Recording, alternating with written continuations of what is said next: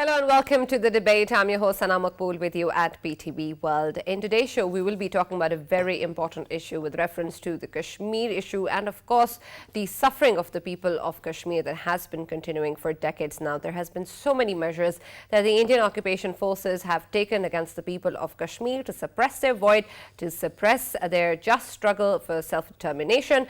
And another such measure, we have seen that Yasin Malik has been given a life sentence due to the alleged terrorist activities that have been put on him, his involvement with regards to terrorist activities. And this is something which, of course, is just under the draconian laws and courts that have given him this life sentence without any evidence and have associated this freedom leader with terrorist activities within the occupied valley. And the impact that this, of course, has on the Kashmiri struggle and on suppressing the voice of the Kashmiri people is huge. Pakistan, of course, has lodged strong protest over the matter. It has always extended its moral, diplomatic and political support to the people of Kashmir and will continue to do so.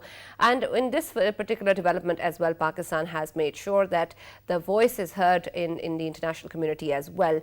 But as always, like before, we are still expecting a response from the international community, a consequence of Indian actions that we still haven't seen so far on numerous occasions in the past as well. The unilateral decisions that India has taken have seen no consequence. And now that we have seen this Kashmiri leader being detained and given this life sentence by the court in India is, of course, very unfortunate, tragic and condemnable, and something that the world must raise its voice against because this, of course, is the plight of the people of Kashmir who have been suffering for many, many decades now. What can be done with regards to this particular development, how the international community must respond, and how Pakistan can continue to play its role with regards to the people of Kashmir and their just struggle for the right of self-determination is going to be our focus in the debate today. At the end of the show, we'll also be taking a quick look at the economic situation of the country, which seems to be going towards a positive trend. And we really hope that things actually have started looking up for the country and continue to do so in the coming days and months to come as well. So let's talk about that at the end of the show. For our first segment and our main issue with regards to the debate today, we're going to be, of course, in the studios joined by Farrukh Pitafi and Raja Faisal as always. And then online, I have also been joined by Dr. Jamil Khan, who's a former ambassador, and the APHC leader, Mr. Altaf Hussain Wani, has also joined us online. Thank you very much, gentlemen, for being with us in the show today. I'll start with you, Mr. Altaf Wani. When we talk about the issue of the Kashmiri struggle, of course, you've also had a major role to play with regards to raising the voice of the people of Kashmir, and then, of course, being a part of this struggle. And as a leader of this struggle, and to be able to take this forward, you perhaps understand the plight of Yasin Malik more so than anyone else. And when we look at this issue of Yasin Malik being given this life sentence, being associated with terror activities, and the court under these draconian laws giving him this verdict, it is indeed something that you will be able to perhaps better explain to us the impact that it's going to have on the Kashmiri struggle, and the way that this needs to be viewed by the international community in order to make sure that such incidents, such injustices do not happen, and that something can be done about this particular injustice as well. Yes, Mr. Altaf. First of all, let me tell you, the people of Kashmir is not they've given a Kashmiri leader there, such a sentence before we have Maqbool but who was hanged, Afzal Guru, 10 of our leaders who are already on the life imprisonment, like Dr. Qasim Pakhtu, Ghulam Qadir Bhatt and others. Now, having sentenced for Yasin Malik, who has been from 1994, he was pursuing a peaceful struggle. He had, as he told the court, that he had the dialogues with the Indian prime ministers, with the Indian establishment, all that, and he toured for the world. India gave him the passport and all that. His all struggle was peaceful. Giving the Yasin such a highest punishment, it sees that how India is dealing with the situation in Kashmir. They have pushed the people of Kashmir, the youth of Kashmir to the wall. That is why we see that there is no end to the violence in Kashmir. The way the Indian government is dealing with the situation, if Yasin is doing this life imprisonment, an ordinary youth in Kashmir who thinks of freedom, who talks about the right to self-determination, he has no other way than to think that he has to do something else in order not to fall prey in the Indian jails or to be imprisoned by the Indians. It is not only the Yasin that they have given life imprisonment. All the APIC leaders who are currently in Jihad jail, they have been charged with crime sedition under the UNA and other draconian laws. So the life of all those leaders is at stake. So the people of Kashmir have reacted to these Indian atrocities, to the high-handedness of the Indian government, Indian establishment, particularly the current government. And you have seen in last 3-4 days, the violence in Kashmir has escalated, and it will escalate more and more. It will have no end. People of Kashmir will not pressure from the Indian regime by awarding a life sentence to its leader, who is very popular. At the same time, we see that more and more Yasin Maliks will come out in the streets of Kashmir, and Right. they will fight the Indian injustice. Right, and that of course is important that this voice still remains, and we have seen that despite the kind of suffering and despite the kind of discrimination and violence that exist in the occupied valley, we have seen that the people have always come out and have raised their voice and have mobilized themselves against this, and then of course for their right to self-determination. However, it is also important that there has been so many lives that have been lost, there has been so many injustices, and that this has been going on for so long that indeed when we have many other Yasin Malik standing up, we still need to also perhaps stand up for the Yasin Malik that is now facing this life sentence as well.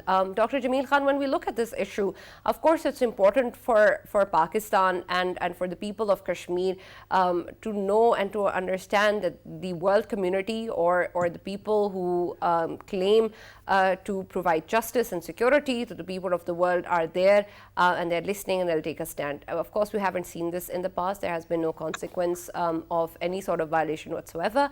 And it seems that perhaps because of that precedence, we may not be able to see anything, any tangible action being taken against Yasin Malik as well. Do you believe there's something that can be done about this sentence? Yeah, there is always, some provisions to really start invoking, and we have to really develop our efforts to let the world know and bring that pressure.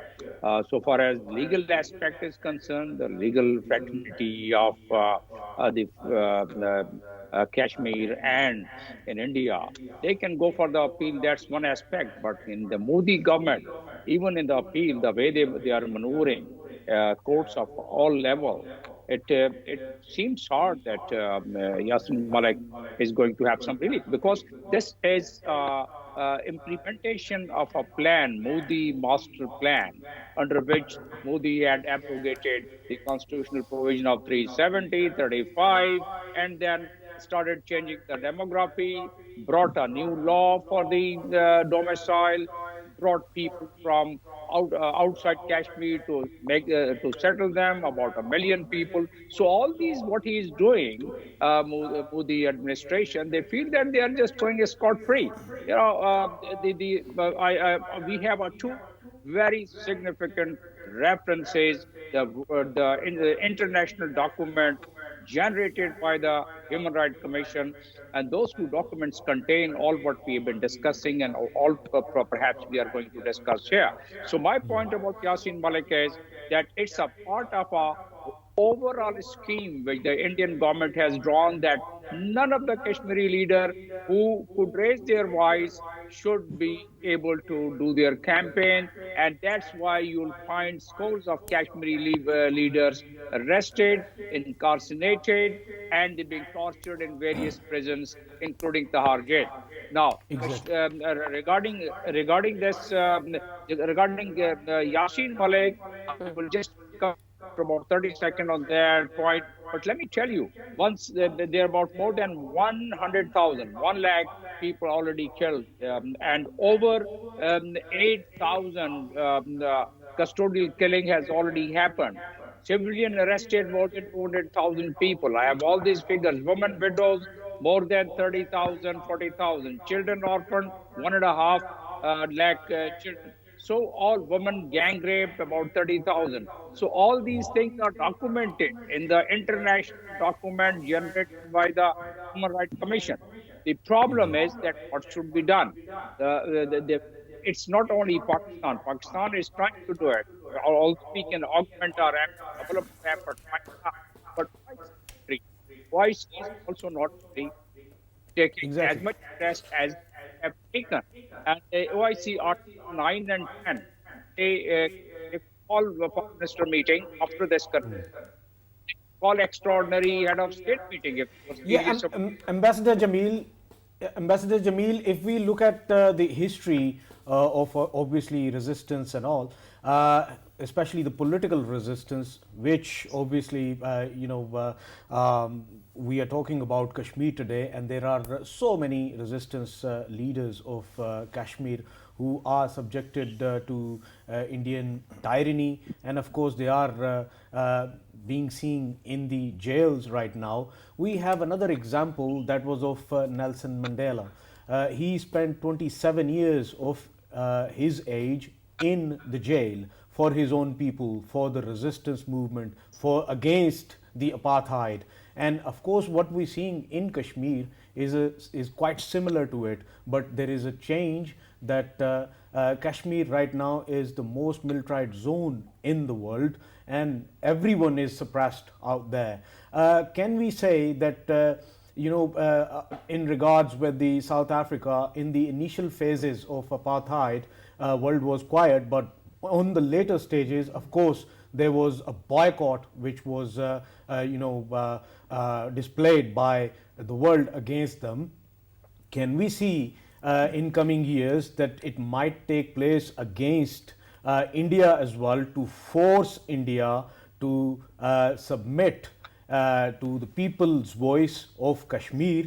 And can we see that all of these leaders like Yasin, Malik and many more others, they will be celebrated as Nelson Mandela was once? Well, I will also draw the parallel of that, or not as much intensity, but Shanana Gozma of East Timor. And 25 years, they struggle, initial struggle, no one recognized it, but at the later part, the entire world started.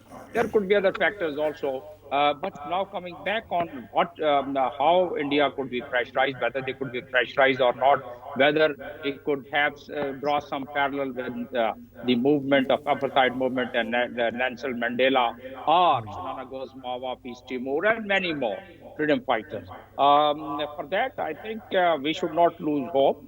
Pakistan is doing its efforts, but they probably need a little more 360-degree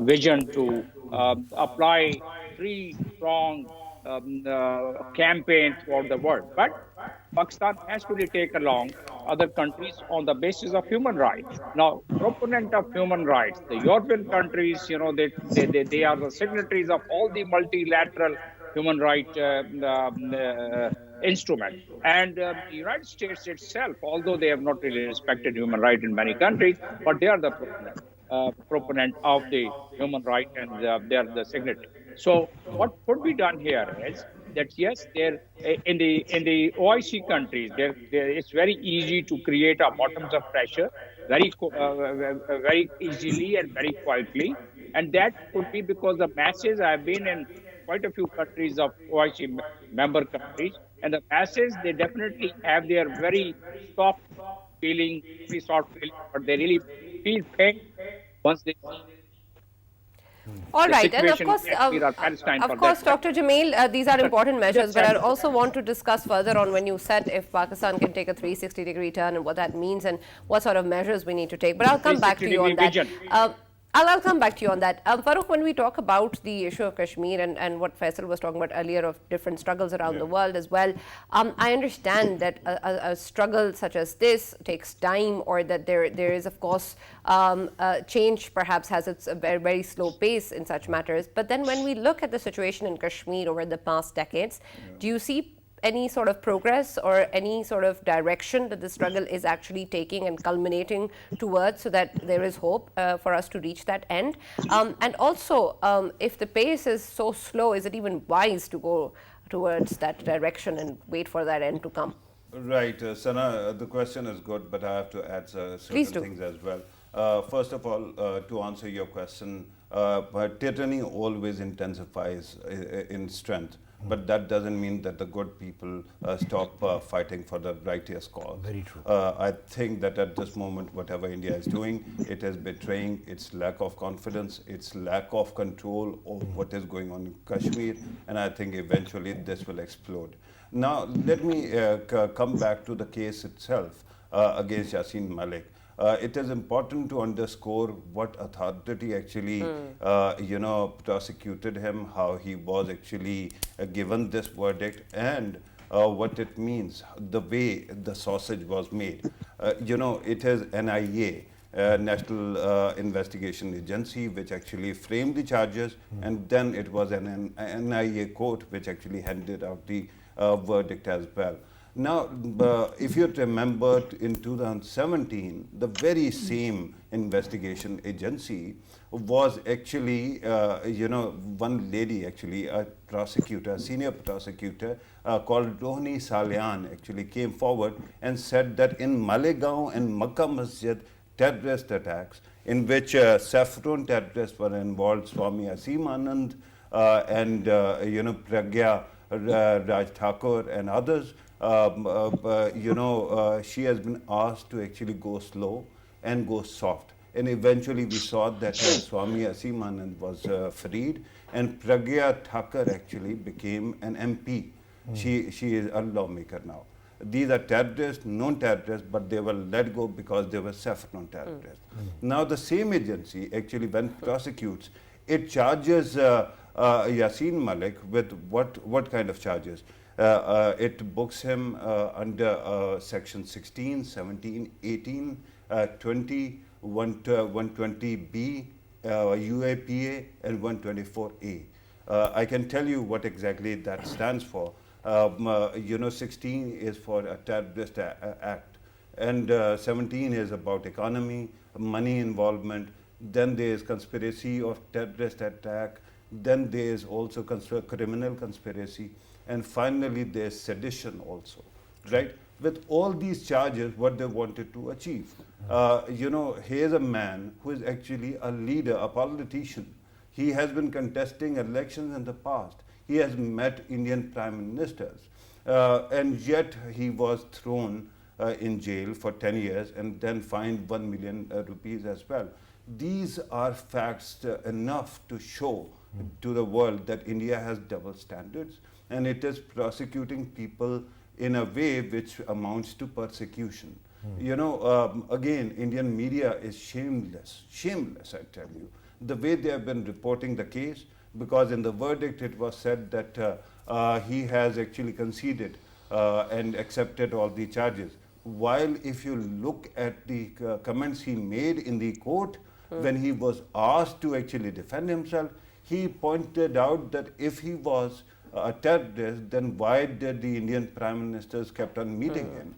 And why is it that he was given a passport? Why is it that he was also given the opportunity to speak at various international fora and universities in India? And on TV channels as well. Yeah, of course. Television channel, exactly. Anybody can speak there. But I'm talking about, these legitimate forums where he himself is saying he was actually given the opportunity, right? With that kind of a situation, it is clear that India is persecuting a man for being a freedom fighter and a statesman. This is a sad moment for India, because tomorrow the very same standards will be applied throughout India. I've already given the example of Rohini Salyan, who has actually given testimony. It is on YouTube, it is on Indian channels, just look it up and you will see that she is herself saying that I was ordered by the senior command to go slow on these cases and to go soft on these cases, and then those terrorists, including Colonel Purohit, were allowed to walk free, and Colonel Purohit, a serving colonel, was allowed to rejoin his service.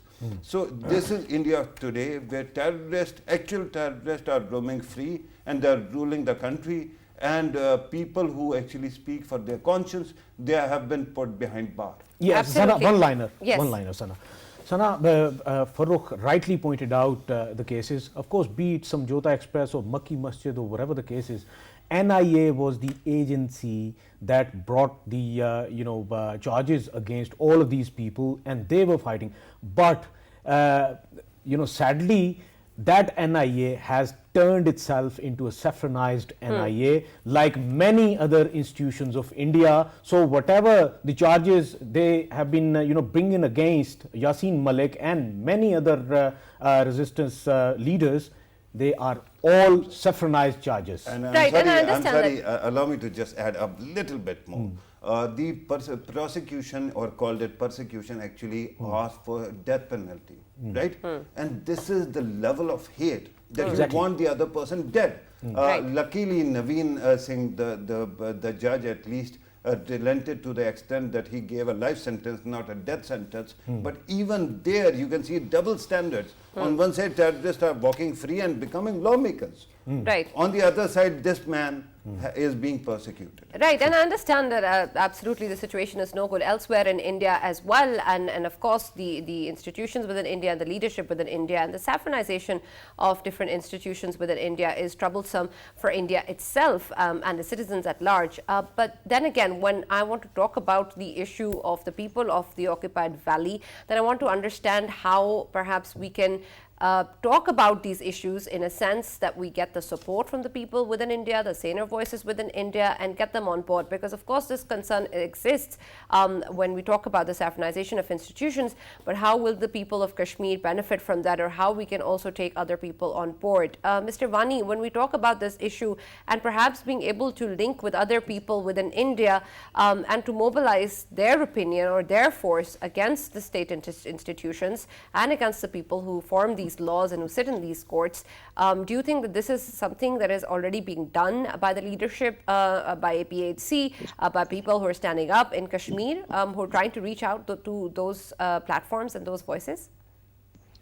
Unfortunately, presently, there is no room for such activities in India. All the senior voices of India who used to speak for the people of Kashmir on the human rights situation in Kashmir, or who provided the platforms for Yasin and other leaders of Kashmir to speak of in India, there is no room for that. All those human rights activists, all those senior voices are themselves behind the bar. They are facing the same charges, sedition charges at this time, be that Gautam Navlakha and others. I can name hundreds of them who are behind the bars, who used to speak for the people of Kashmir. So there is no room at this time. Previously, the people of Kashmir, the leaders of PHC, used these platforms and they tried to make aware the people of India about it. But at this point of time, what Farrukh was telling you, or Ajasaf was telling you, that each and every organ of the state in India and even the civil society at large has been sovereignized by this current BJP regime in India. There is no room for civil society in India. You go to the Indian newspapers, you won't see any of the editorials that will be in a way who can challenge the Modi or the Amit Shah or the double doctrine, because each and every voice has been chalked down in the Indian state. That's why the Yasin, when he was asked to provide his lawyer there, he said, no, I am boycotting this because you are not going to listen to any of the voices, because you have made up your mind to award me a sentence. So I'm not going to produce my lawyer for you. So there is no way that one can do in current India. But there is a way that we have to use all those platforms internationally and nationally which are available in order to create that how this sovereign government is running in India, how their double standards, what they Right. are Right. about the current Vani process, Sahab, and since you are talking about or double about standards, let me ask you, this double standard that is betrayed, that is on display, one standard for Abhinav Bharat, one for JKLF. Do you think that this is a potent case and Pakistan can present this case all over the world? Especially ICJ? yeah, surely we have to make these points. Surely we have to make these differences. What they have done with those involved in India in different terrorist activities who were with the Saffron Brigade, how they were released, how they were there was not so much of persecution, and how the people of Kashmir or that for that purpose, those people who are against this, who are speaking for the civil rights in India, how they are being treated in India. Right. Dr. Jamil, when you earlier talked about Pakistan trying to put forward this issue, of course, you talked about how there needs to be a 360-degree turn. Please also elaborate on that and whether or not there are things that Pakistan perhaps have not pursued that it can and that can benefit the struggle of the Kashmiri people. And also, can there be other ways, other diplomatic channels or other forms of diplomacy that can be utilized and explored that perhaps Pakistan has not done so? And do you have any sort of hope from those platforms, because we've sort of exhausted our efforts in so many ways in other platforms? And again, it's important to raise the voice and keep talking about the issue, but again, justice has been denied for a long time. And Dr. Saab, just to kindly clarify also, because I'm a geometry Nazi, did you mean a 360-degree turn or 180? 180, yes. That's 60, no, 360-degree vision, I said. Once I was mentioning, and what it meant was multi-dimensional approach. Normally what happens is that we take a single or double dimension or triple dimensions, multi-dimensional approach, 360-degree vision. What it means is all available international tools, all available national tools. And what does it mean? The international tools are... Now see what India did. India has taken Yasin, Malik to a court which is, we understand the kind of justice they can provide, but it has to be known to the people. And how it has to be known to the people, we have to bring all these examples and evidences, how these courts have been convicting and how these courts have been influenced. And there is a mechanism for it, and I'm going to give you the roadmap of that mechanism under the international law and what we can do about it. And that is what it meant, the 60-degree vision. Right. Now, we understand that seven constituencies have been created by suppressing people of Kashmir. We understand what I was mentioning. The entire world should understand, but they have to be made understand. They have to we have to make them understand. Now, India had created 750 websites for the Indian Monica. Now, because of which they started doing the propaganda, unless they were able to they were caught by the Europeans. Now, the public diplomacy, we have to do it, and we have to do it the traditional diplomacy, and along with Pakistan and the legal diplomacy. We were talking, our friend was talking about ICJ. It's a case of ICC, International Criminal Court. And regarding the freedom fighting, is 2649 General Assembly resolution. It gives a right to a freedom fighter, and we can't term them as terrorists. India is trying to project Kashmiri freedom fighters as terrorists. And then what we have done about it, we tried, but we have not succeeded to dispel out Dr.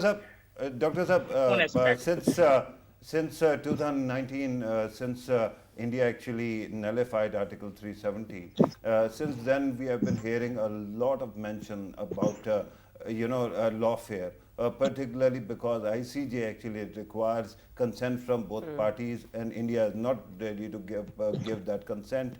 But we could have gone for lawfare.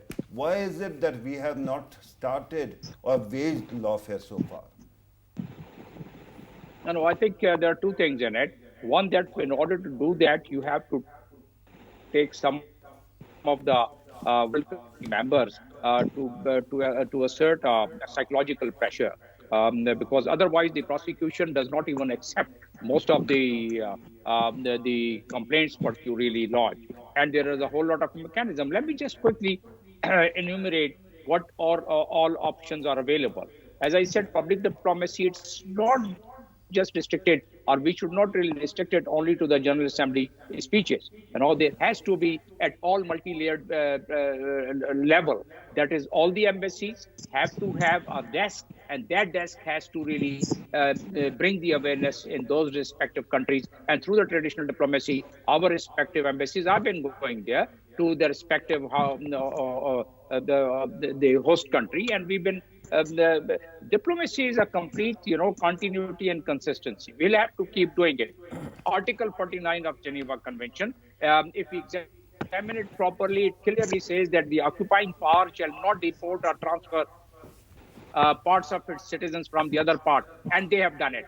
Domicile law, they have changed it, so they come under the ambit and under the legal violation of the additional protocol of Geneva Convention, which leads them to Article 20 of the Law Commission, which is the customary law.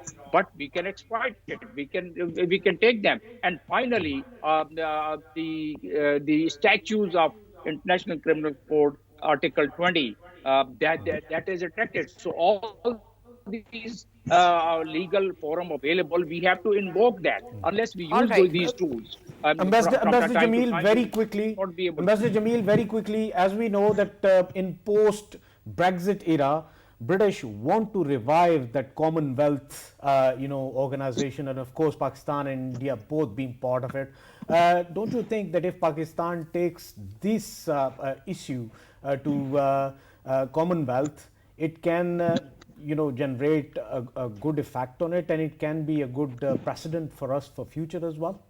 Impact, definitely. It would definitely have an impact. I have been chairing in Libya. I've been chairing the Commonwealth group, which is about 54 countries, and I know what impact can it bring on the world at large, all the members of the Commonwealth. So yes, but Commonwealth, all proceedings, they are not the binding proceedings, but it can impact. It can bring a lot of impact and influence.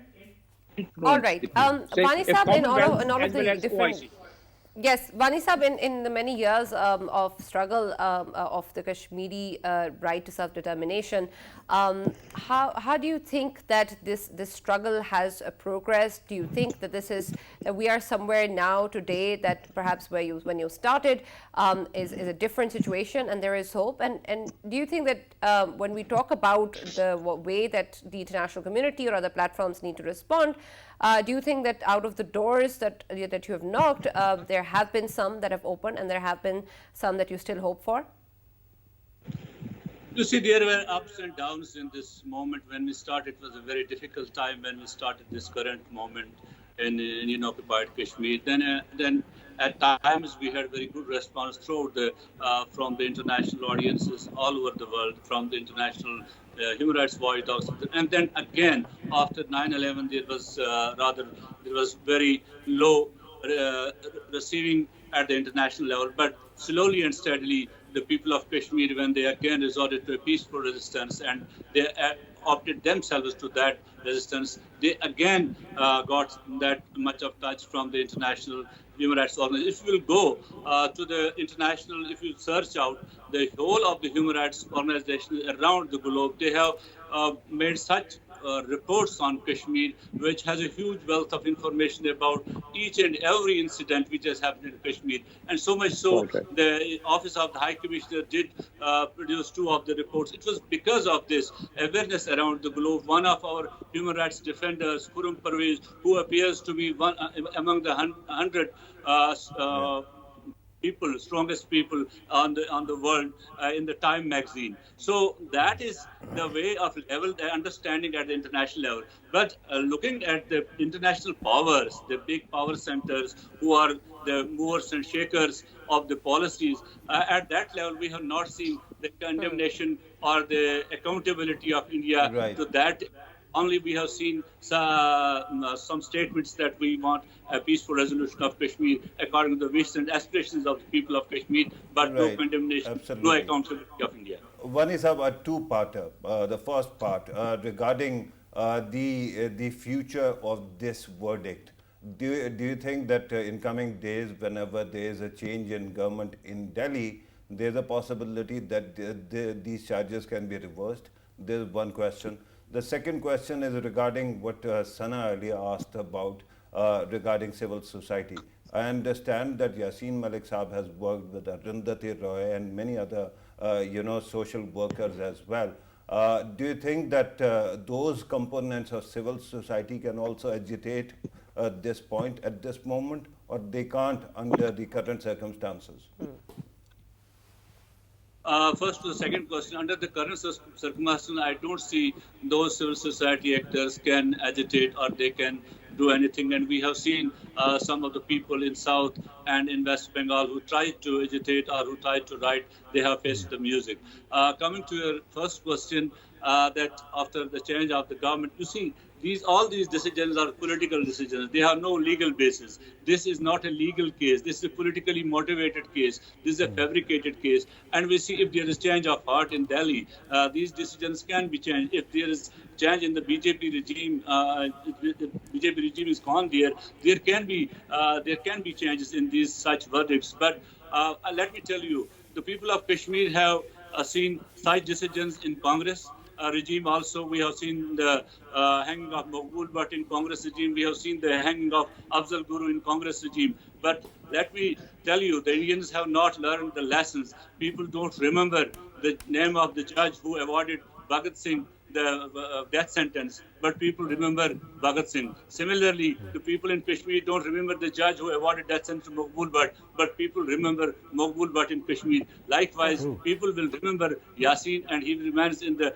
hearts and minds of the people of Kashmir, and they will carry their moment, and whatever the consequences are, they are there for that. Right, absolutely. Wani Saban, we of course appreciate that sentiment, but we really hope that we can also gain perhaps more from Yasin Malik's life than just his memory, and just let him be in jail and serve the sentence which his wife is not and due. daughter are here Absolutely. in Pakistan. Right. They are worst affected right now. Absolutely. Dr. Jameel, my last question to you, since we're almost out of time for this segment, is with reference to the unilateral decisions of August 2019 that India has taken. Of course, Pakistan since then had taken a stance of not being able to talk without these decisions being reversed with India.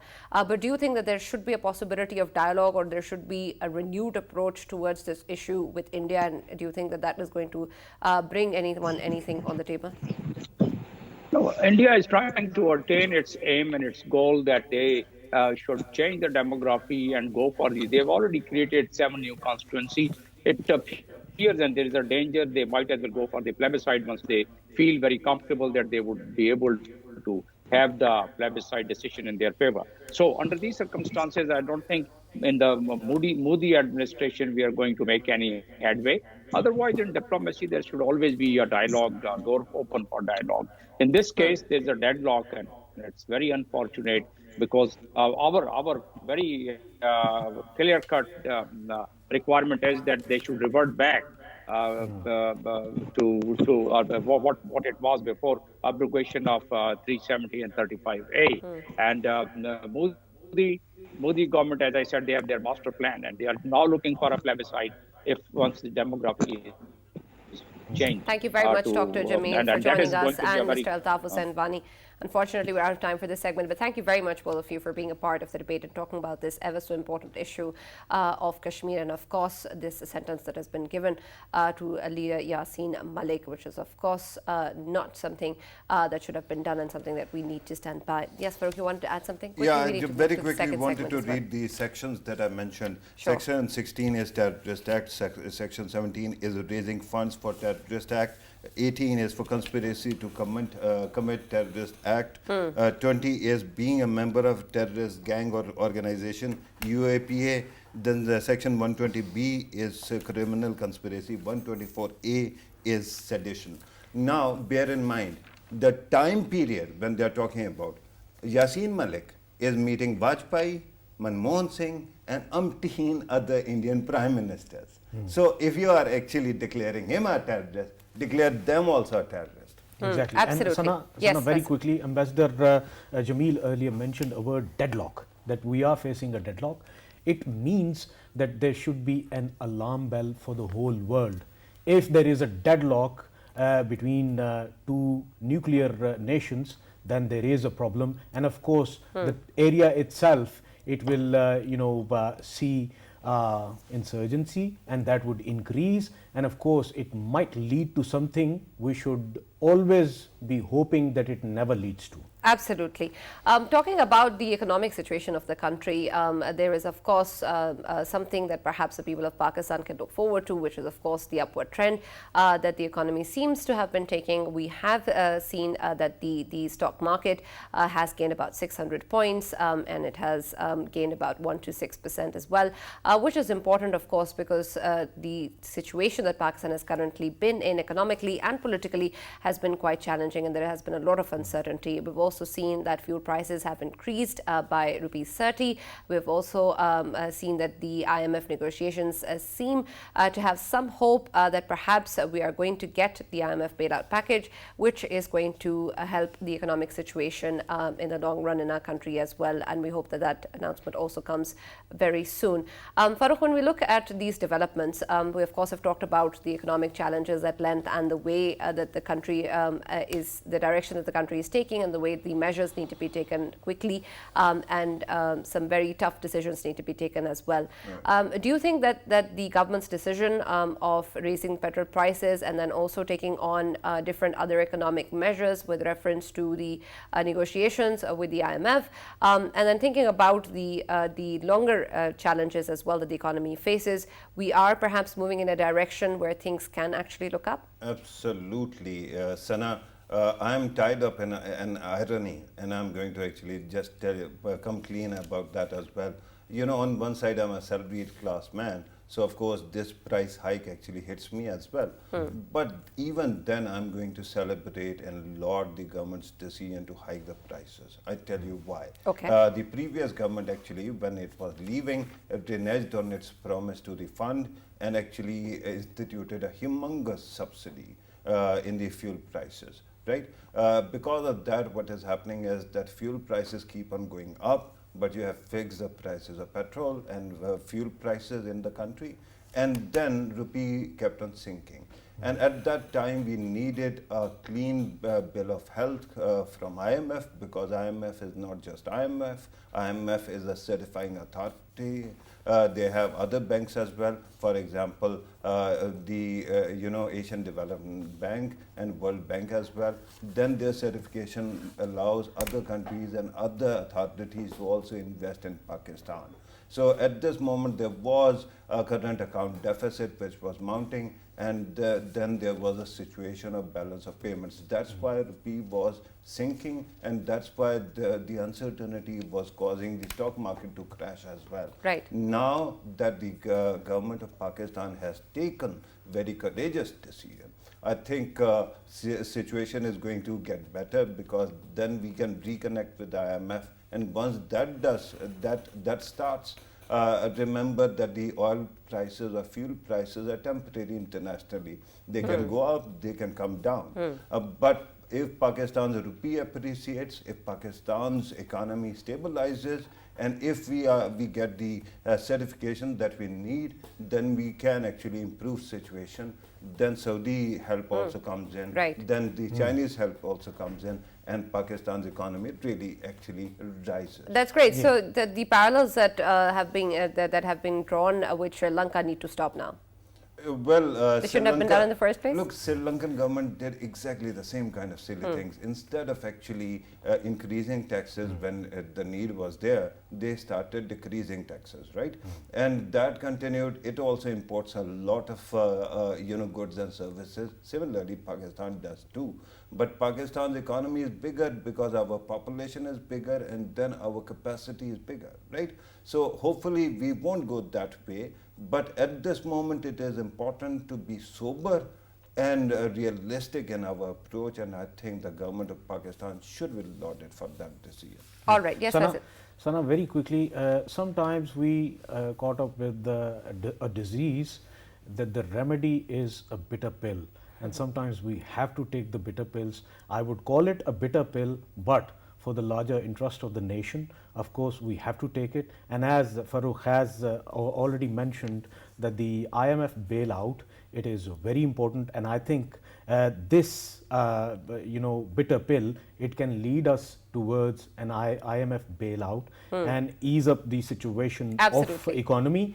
And very importantly, we need to remember that all of our friendly countries, the ones which were earlier visited in this month, they they were saying that if things are going good with the IMF, of course we will be ready to help. Right, and that of and course is IMF welcome. is like a doctor, right? If doctor actually clears you, then everybody starts interacting. God forbid if you have COVID, nobody is going to come near you. Exactly. Right, and we hope we're COVID-free now. So when we talk about the issue of the economy, it seems that things are going in the right direction. A slight correction as well. The stock market gained about 319 points today, but that of course is a positive change, and we really hope that even more positive and better things are just around the corner for Pakistan. Thank you so much for watching the debate. Have a great weekend. We'll see you Monday.